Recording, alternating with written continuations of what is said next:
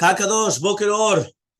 I wanted to share with you a beautiful Dvar Torah, which goes as follows. You're going to place on the two stones which are on the Kitvot HaEvod, Avnei Zikaron, remembrances for Bnei Israel. The Gemara explains what was the Nisayon of Yosef HaTzadik. We know Yosef HaTzadik was put in a very, very dangerous situation. The wife of Potiphar, the mistress of his master comes and she tries to make him sin. And it's not easy when he's being seduced by the wife of the master so many times, day in, day out, day in, day out. The Gemara comes and says, what was the secret? What stopped Yosef from doing the Avirah? Says the Gemara, Avnei HaEphod, the stones of the Ephod. Listen to the Gemara. Tana de Rabbi Ishmael, they learned in the Karad of Ishmael. Oto hayom yom chagam haya. It was a holiday. And therefore, alchu kulan lebet avodat kochavim shelem. Everyone went to their church. Everyone went to their avodat zarah.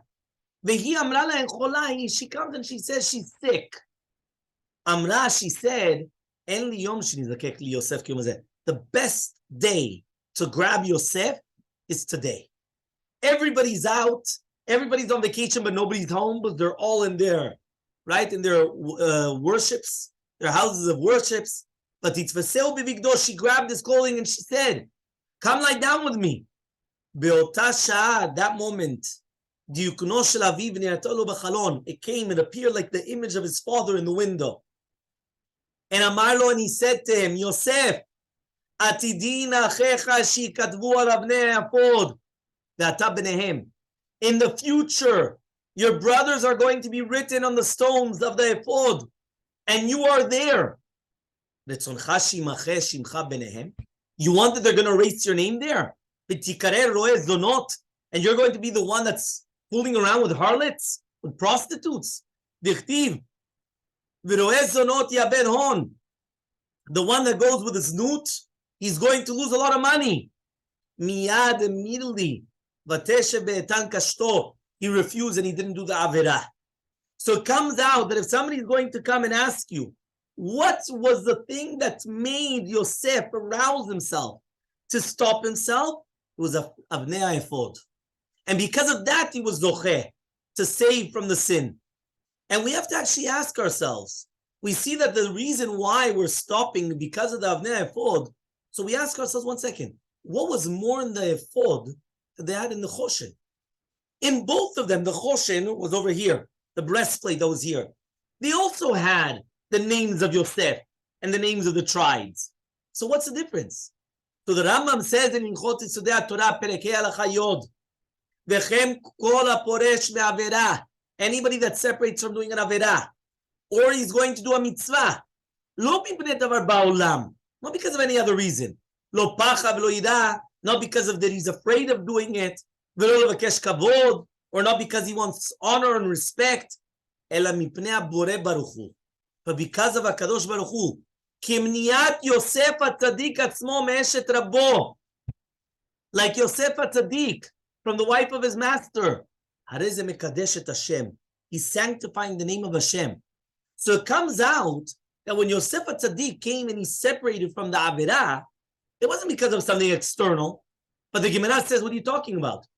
It was because he wanted to be on the ephod. So therefore, it wasn't that he did it for himself, right? So therefore, why isn't it considered that he was actually looking for kavod? Why is the Rambam saying that this is not because of respect or honor? What are you talking about? It is. And then we're going to see that on Avnei HaEphod, it's written in the pasuk, "V'nasa Aaron shemotam lifnei Hashem al shetech chetav lezikaron." Rashi says that the Aaron HaKohen is going to carry the names in front of Hashem as a remembrance. Rashi says, "Shirei HaKadosh Baruch Hu shvatim ktuvim lefanav v'yizkor tzidkatam." HaKadosh Baruch Hu is going to see, right, the greatness, and then what? He's going to remember, right, how great, how righteous they were. And the Meshech Chochmah comes and he says as follows: Avnei zikaron libnei Yisrael sheyizkeru bnei Yisrael sheshmotam chakukim be'efod lifnei Hashem. They have to remember that their names are in front of Hashem. v'yitbaishu la'asot avera. They're going to be embarrassed to do an avera.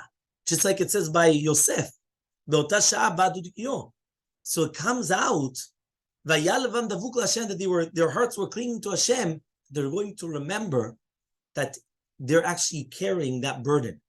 So it comes out that the zikaron mitzad bnei Yisrael is that they have to remember how important they are, that they are found all the time in front of Hashem. I mean, Mela, it comes out that ultimately they're going to remember this and they're not going to sin. So it comes out that when we're going to come and we're going to say, what was the reason that stopped him? It was because he was a chelik of Klal Yisrael and they're always in front of Hashem. And now we understand why it says by the ephod, Avnei Zikaron Livnei Yisrael. Zikaron is for Bnei Yisrael. It's not for Hashem. It's Avnei Zikaron, the Bnei said that they should remember you're always standing in front of God. You're always standing in front of Hashem. But the Choshen, which is the one over here, which is the breastplate, there it says, V'nasaron et Shemo Bnei Yisrael b'choshen mishpat, alibo, bevola kodesh l'zichron lipnei Hashem tamid. There the zikaron is lifnei Hashem and HaKadosh Baruch Hu, not on us. And therefore it comes out actually beautiful. Yisrael have to remember how important they are, that they are in front of Hashem. Now we actually understand, Retzoncha she'imacheh shimcha b'nehem.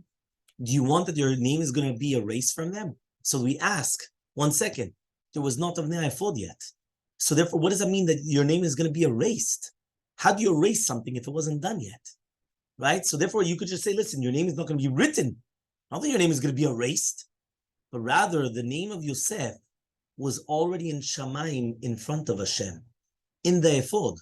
Just like the Pasuk actually says, right? Shetziva Kadosh Baruch Hu lemalachim shel mala lakim lo mishkan lemala. Meaning, just like there was a building down below, which is a mishkan, so too there was a mishkan above. And therefore, if so, it was already there, the ephod, in front of HaKadosh Baruch Hu. And therefore, he comes and he says, do you want your name to be erased? So if so, after now, according to the words of the Meshech Chochmah, what they were actually coming and doing was, they were showing Yosef, Yosef, you are so important in front of Hashem. How could you sin?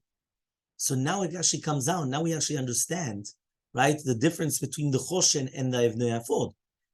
Right, the Choshen was on every single nation on its own. And therefore it was each one of the Shvatim by itself. The Avnei Ephod, right, each one of the Shvatim were together. 6 on one side and 6 on the other side. And therefore together they make Klal Yisrael. So now it comes out that that was the omek that was told Yosef. If they would come and they would tell Yosef, listen, about the Avnei Choshen, each one is separate. They're not part of Klal Yisrael. But in the Avnei Ephod, they're all Klal Yisrael together. And therefore he says, Atidim banecha shichtavu le'avnei ephod v'atam b'nehem, you're there with them. You want to be erased from them? Together, everyone is going to be together? So according to this, now we understand that the Rambam said, he wasn't doing it, right? That we mentioned before, for kavod. The opposite. Yosef didn't do it for himself. What happened was that they reminded him how great he was, and then he came and he was able to overcome it. So according to this, now we actually understand why is it that at the time of the Nisayon, it had to come Dmut Yoknov, his father. His father had to come. It should have just said, listen, you know what? Tell him, by the way, you know, you can't go with a Goya. You can't do this. You can't do that. Tell him how deep it is, how terrible it is, what an Isur. But the Meshech Chochmah is teaching us an incredible concept in education and everything, even educating ourselves. If you want somebody not to do an Avirah, his neshama is so, he wants to do an Avirah so badly, it's not going to help if you're going to start telling him, by the way, if you do this Avirah, you're going to go to hell. And what's going to happen is afterwards, what's going to happen with your children? And after that, it's not going to help. But if you come and you show him how important he is, if you come and you show him how could it be that such an important person is going to fall, yeah, he comes and he says, that's the only way you could get him out of doing the Avirah. And that's why they come and when you're going to mention how great he is, and that's why they come and they say, Arayot, we know, immorality, people, they love it. And the Godel Tava, it's such a strong desire, right? So in order to stop a person from doing the Avirah, You have to actually come and say, you're lifnei Hashem. You're chashuv in front of Hashem. You're important. You are so important. And all of a sudden now he's going to stop from doing the Avirah. And that's in essence what's going to happen. And that's the answer of the Ibn Ezra. The Ibn Ezra comes and he says, right, on the question, how do you have lo tachmod? Lo tachmod means do not be jealous, do not covet what your friend has. How do you do that? At the end of the day, you know, your friend has a beautiful, whether it's a house, whether it's a car, whether it's everything, you want it. How do you stop that? And everyone knows the famous answer of the Kafri, which is basically that, listen, a villager, he's never going to dream about coming and get married to a princess. At the end of the day, it's something that's impossible. You can't even come. And therefore he comes and he says, Lo tachmod means that if Hashem gave you something and he didn't give it to somebody else, how could you come and even try to understand or think that you want it? It's so far away from you. There's nothing there. You cannot get it. So that was the Shitat Slobodka about Gadlut Adam. They went about the greatness of what is a human being. Slobodka was a yeshiva where they went and they were always instilling it in a person. And they put it like in a mashal. The Jew is like a prince. And for sure, a prince does not want to get married to a bat kofri. She doesn't want to marry some villager, some farmer's daughter. So now why doesn't he do it? Because there's no ta'ava. So it's known the Ben Melech, the prince, is so important. He's not going to do that. So now when Hashem comes and he says, don't take your friend's wife or don't do all these things, you're a prince. And therefore, why would you even think about going against something that's so far away from you? It doesn't make sense. And before Matan Torah, it was written by Bnei Yisrael, al Hashem, you guys are going to be for a nation of kings, of Kohanim. And they already explained that why Davka before Matan Torah was given this? To teach that all of Am Yisrael were very important people. We are Sarim, we are ministers, we're very important. We are Bnei Melachim. And therefore never can someone do that. And that's actually going to be Mefurash in the words of Rabbi Yonah. Rabbi Yonah of Geronda, right? He came and he actually wrote in his Sha'arei Teshuvah, She'edah ha'ish ha'oved erech atzmo. A person should understand what it is, his value. V'yakir ma'alato, he has to know what he's worth, his attributes, everything that he has. Ma'alat avotav, and his forefathers, ugdulatam, their greatness, v'chishulatam, and how important they are, v'chibatam, and how precious they are, etzel haboreh. And then he writes, Ki ka'asher yitaveh ta'ava v'yaleh bilvavo ga'ava la'asot davar she'eno agun. When all of a sudden a person wants to have a desire, and he wants to do something which is not proper, yevosh me'atzmo, he's going to be embarrassed from himself. Yevosh me'avotav, he's going to be embarrassed from his parents. Yashiv lenafsho v'yoman, he's going to say to himself, Adam gadol v'chashuv kamoni, hayom sheyesh become such an important person like me, right? And all of a sudden, what am I going to do? I'm ben gdolim, ben malchei kedem. How am I going to do such a thing? I'm going to sin to my God and my fathers all the days? So he says that the only power of protection is what?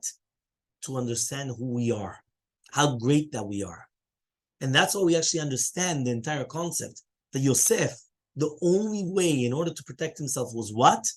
Not to tell him, don't do this because you're going to get punished, and then you're going to get destroyed, and then you're going to get killed, and then there's hell, and then there's this, and there's that. No. The only way to ever get out of an Avirah is how important you are. If you show the person how important they are, they won't fall in the trap. And that is, in essence, the Meshech Chochma's message to every single one of us. When we're going to learn about how to educate or how to get somebody to not to do an Avirah, realize their greatness. The names of Yosef was on the ephod because he was together with all Klal Yisrael. And that's what made him that he's so important. He's going in front of Hashem. That how important are you? You go in front of Hashem every single time.